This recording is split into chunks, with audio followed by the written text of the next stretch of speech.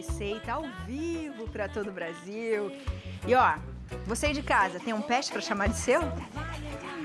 E aí, como é que ele tá?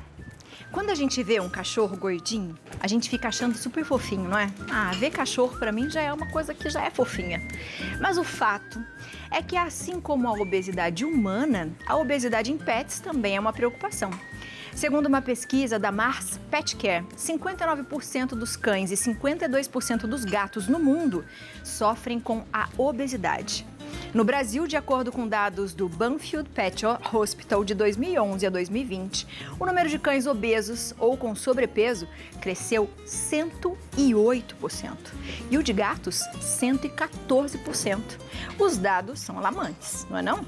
Para falar sobre esse assunto, a gente conversa com a médica veterinária Tarsila Pereira, que está acompanhada da querida Ki. Oi, meu amor, você já sabe que a tia é cachorrela? Então vem, Katia. Ó, Andresa, ela tá vindo já. Oi, tudo bem, doutora? Tudo bom? Seja bem-vinda. Obrigada. Nossa. Olha, eu tô doidinha, tia. Eu sou a Kira. Essa é a Kira, a nossa modelo de hoje, né, doutora? Sim, a Kira é. Quando a gente fala de obesidade, a gente fica pensando na gente. Mas os bichinhos também sofrem com obesidade? Com certeza. E por que a gente tem esses dados tão alarmantes, doutora? Porque agora eu vi, eu falei 108%, 114%, é muita coisa. É muita coisa, é muita coisa. Realmente, esse crescimento, né, ele tá junto com o nosso comportamento. Crescimento também, exatamente. Né? Ele anda junto com o nosso conhecimento, o nosso comportamento em relação aos pets. Os pets hoje são parte da família, parte integrante da família. Então, a gente quer dar tudo de bom, tudo de gostoso, tudo de melhor e a gente acaba fazendo a mais do que eles precisam e isso leva ao sobrepeso. O que a gente pode dizer? Como a gente pode dizer que um pet está obeso? Como que a gente consegue identificar isso? Para começar, a gente vai ver que ele vai ficar um pouco mais lento, a atividade dele já não é mais a mesma. Uns pets começam a roncar. Aí uns pets podem já iniciar algum tipo de problema de saúde, né? Começar a andar mais devagar por causa do sobrepeso nas articulações. E também... Isso também é perigoso, É perigoso, sim. E também a gente pode observar que o score corporal deles, né? A gente consegue ver que aquela silhueta de ampulheta tá aumentando um pouquinho. A barriguinha tá um pouquinho maior. Tá um pouquinho mais gordinho, tá mais bundudinho. Isso. Entendi. Quando a gente... Essa Kira tá muito bonitinha. A Kira, doutora, não sei se você chegou a pegar a Kira, mas ela é pesadinha. Quando a gente olha a Kira, dá pra perceber, já que ela tá um pouquinho de sobrepeso, o que a gente pode observar, por exemplo, doutora? A Kira, ela está com obesidade. Obesidade, Kira, sinto lhe informar, mas a gente vai dar um jeito nisso. Essa silhueta dela, essa ampulheta, ela não tem mais, a gente não consegue ver. Então, isso já me mostra que ela é obesa. Entendi. Entendeu? Só de olhar. Só de olhar. Fazendo um exame clínico, você já consegue perceber, Sim, por exemplo. Sim, consigo. Gente, tem fotinho de antes e depois da Kira? Ai, isso é tão triste, o antes e depois. Kira, olha como você já estava esbelta, Kira. Olha isso, doutora. Realmente ela tá mais cheinha. A gente Sim. vê a barriguinha ali, né? Na hora Sim. que deita, que tá mais cheinha. E a respiração da Kira fica bem ofegante. Sim. Tudo isso ajuda. O sobrepeso dela, ela tá mais ou menos aí com mais de 20% de peso, de sobrepeso. De sobrepeso. Então, ela é obesa. Então, isso faz com que essa lentidão, essa dificuldade, ela vai refletir na saúde, né? Então, tá calor, ela vai sentir muito mais, entendeu? Depois que a gente falar um pouquinho disso, mas antes a gente vai tentar falar o seguinte. Geralmente quando a gente fala em obesidade, a gente, assim, do fast food, de comer bastante, quando a gente fala dos pets, quem dá comida pro pet é o dono. Exato. Como que a gente pode começar a controlar isso em casa, doutora? Que tipo de alimentação? Existe uma alimentação específica, por exemplo? Temos diversos tipos de ração, temos outros tipos de alimentação e o que a gente tem que fazer é dar a quantidade de alimentação necessária para os pets. Tá. E quando a gente fala dos extras, né, que é isso que faz engordar, é isso que leva ao sobrepeso, a gente tem que tomar muito cuidado e tem uma regrinha que a gente usa, que é 10% do valor de calorias diárias. 10% dessa quantidade você pode dar em petiscos, não além. Não além. Não mais 10%, é Tá. menos 10%, entendeu?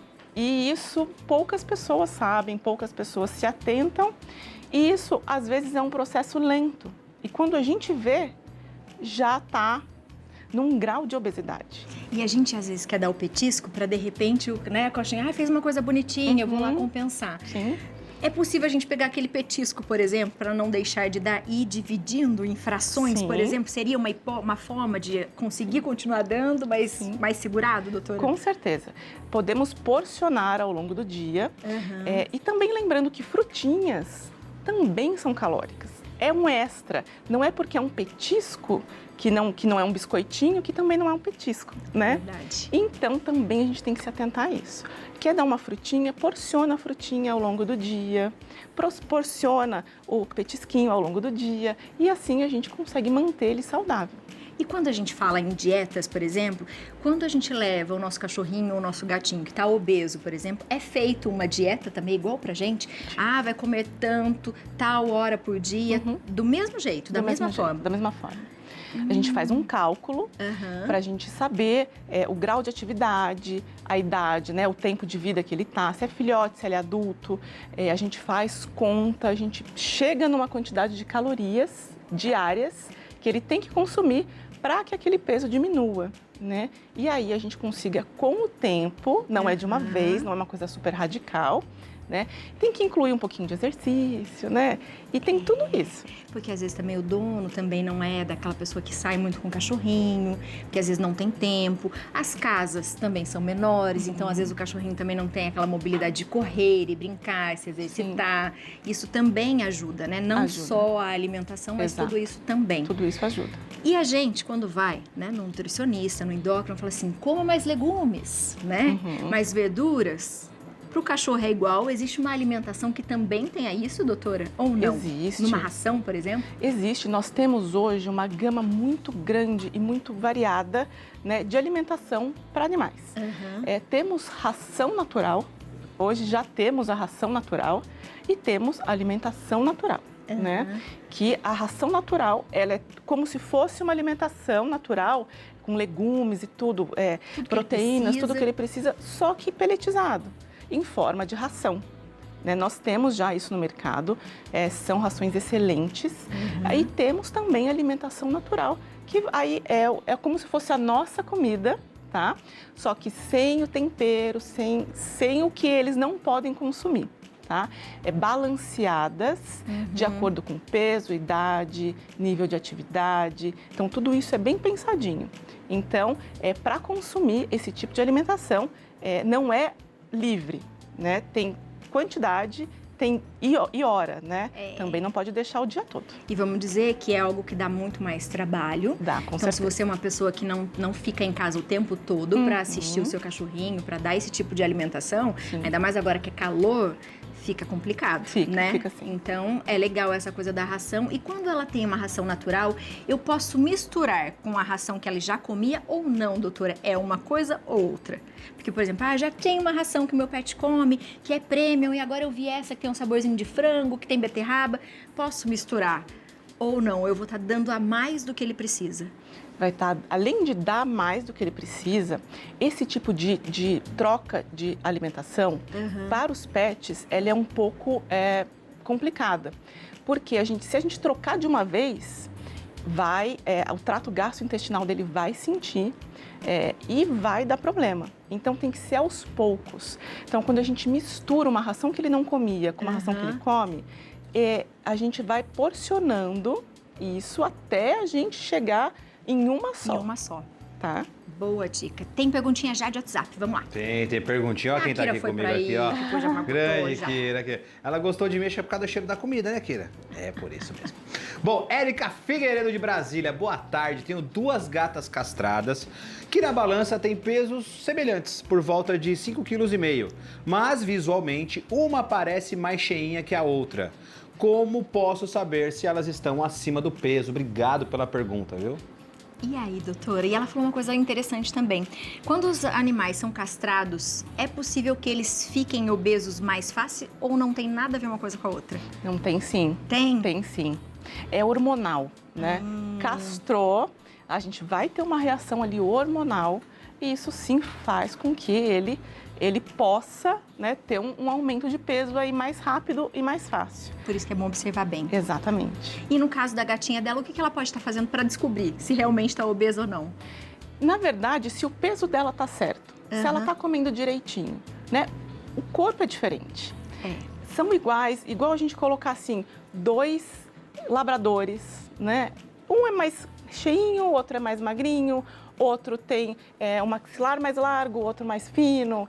Eles são diferentes, né? Mas se eles estão dentro do peso, estão comendo certinho, ela não tá com sobrepeso, só porque ela é um pouquinho diferente da outra. Meu amor. Boa, porque é que nem a gente, né, minha gente? Sim. É que nem a gente. E existem raças específicas que podem, se de repente, mais fácil que esse tipo de raça tenha mais predisposição a uma obesidade, ou não, doutora? Tem sim. Nós temos algumas raças, como os retrievers, né, os goldens, os labradores, e temos também os braquicefálicos, que a gente fala, né, como o pug, né, O bulldog alemão. Bulldog alemão, bulldog francês, todos eles, eles têm uma tendência, mas isso não quer dizer que eles serão.